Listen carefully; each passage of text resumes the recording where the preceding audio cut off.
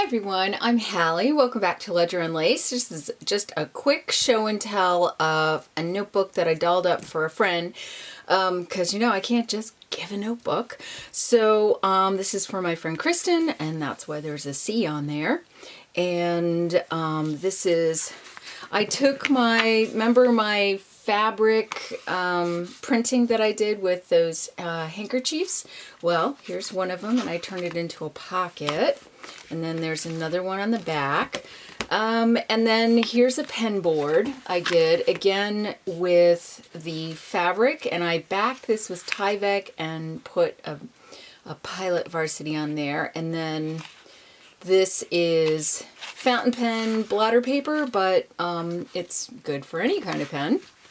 And then here's a fancy little paper clip that I did with some lace and a button from Mom's Button Tin. So that's it. That's your brief how to doll up a book.